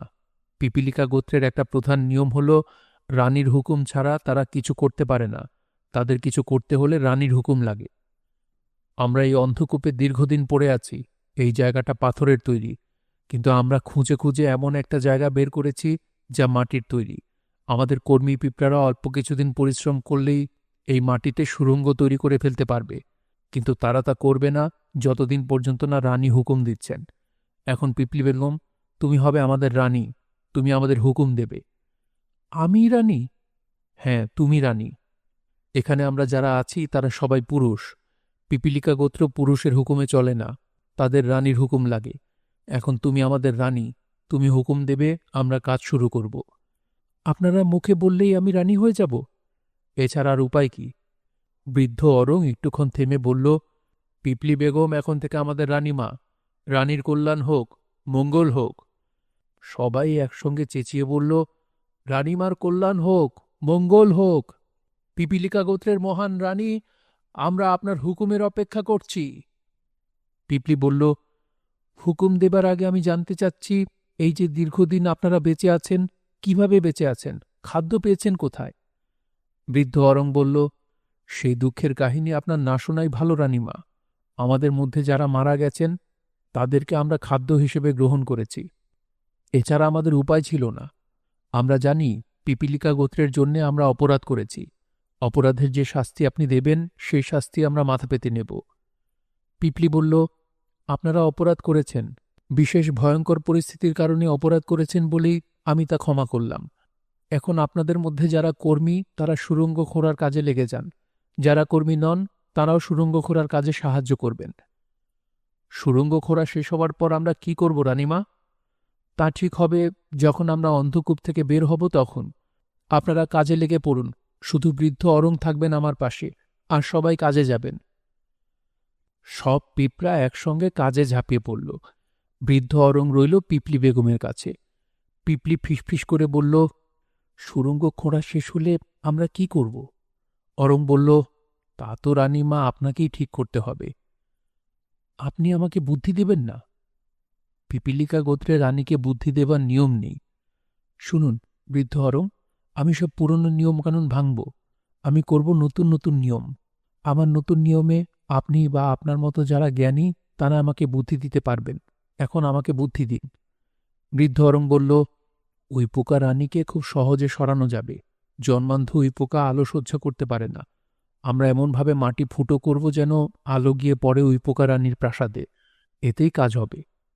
এছাড়া আর কোনো বুদ্ধি কি আপনার আছে? আমরা মাটি ফুটো করে সরাসরি ওই পোকার রানীর প্রাসাদে চলে যেতে পারি। তখন আমাদের যুদ্ধ করতে হবে রানীর নারী সৈন্যদের সাথে। সেই সব সৈন্যদের সবাই অন্ধ, কাজেই আমাদের যুদ্ধে জেতার সম্ভাবনা অনেক বেশি। তাছাড়া একবার সত্য প্রকাশ হয়ে পড়লে পিপিলিকা সৈন্যরা আমাদের পাশে এসে দাঁড়াবে। মাটি কেটে সুড়ঙ্গ তৈরির কাজ শুরু হয়েছে। বিপুল উৎসাহে সবাই মাটি কাটছে। নতুন রানী পিপলি বেগম এগিয়ে গেল। শান্ত গলায় বলল, আমিও মাটি কাটব। আমাকে দেখিয়ে দিন কিভাবে মাটি কাটতে হয়। অরং অবাক হয়ে বলল, আপনি হচ্ছেন সবার রানীমা, আপনি সুড়ঙ্গ কাটবেন তা কি করে হয়? সবাই কাজ করবে, আমি বসে বসে দেখব তা হয় না। তাছাড়া আমি তো আপনাদের বলেছি আমার রাজত্বের নিয়মকানুন আলাদা।